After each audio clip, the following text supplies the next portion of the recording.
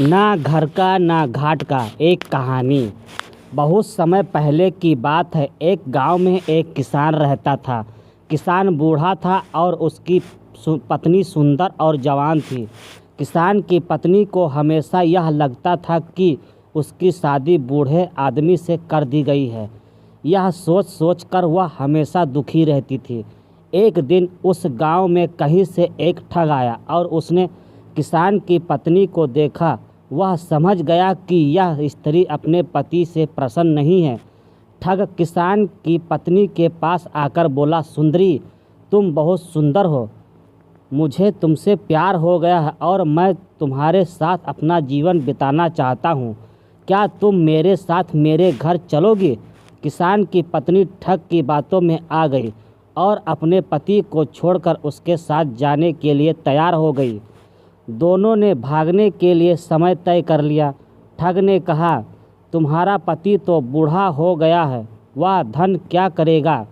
तुम अपने साथ घर में रखा धन और जेवर भी रख लेना, वो भविष्य में हमारे बहुत काम आएंगे।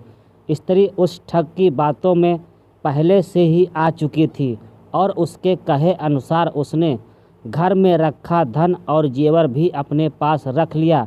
और रात्रि जब उसका पति और पूरा गांव सो रहा था, तब ठग के साथ घर से भाग गई। सुबह होते होते जब वे गांव से बहुत दूर निकल गए, रास्ते में उन्हें एक बड़ी नदी मिली। ठग ने सोचा, मैं किस तरह से इसका धन लेकर इसे यहीं छोड़ देता हूँ। यह स्त्री वैसे भी अधेड़ उम्र की हो चुकी है। मेरे पास धन रहेगा तो कई जवान सुंदर स्त्रियां मिल जाएंगी।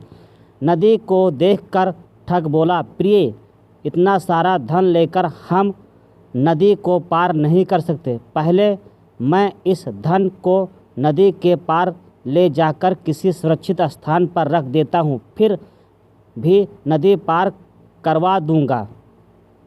किसान की पत्नी पहले ही ठग की बातों में आ गई थी। इस बार भी उसने बिना सोचे समझे ठग को धन की गठरी दे दी और वहीं बैठकर उसके आने का इंतज़ार करने लगी।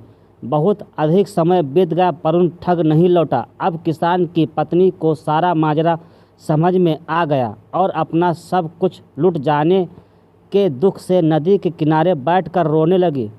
उसी समय एक गीदड़ी मुंह में मांस का टुकड़ा लेकर स्त्री के सामने से गुजरी।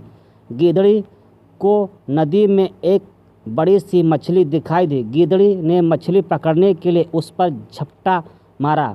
मछली उछलकर दूर चली गई और गीदड़ी के मुंह में रखा मांस का टुकड़ा नदी में गिर गया और तेज धार में बह गया।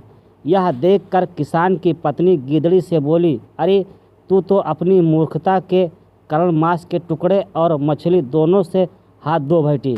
किसान की पत्नी की बात सुनकर गीदड़ी ने जवाब दिया, अरे मूर्ख, तू तो मुझसे भी ज़्यादा बेवकूफ़ है, जो अपने प्रेमी के लिए अपने पति को छोड़कर आ गई और वो तेरी धन दौलत लेकर तुझे छोड़कर चला गया। तू तो घर की ना रही और ना ही घाट की। शिक्षा।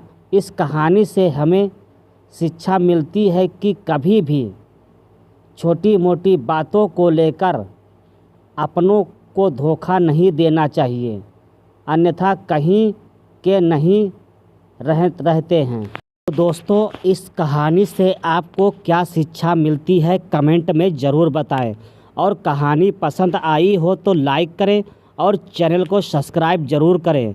मिलते हैं अगली कहानी के साथ, तब तक के लिए जय हिंद।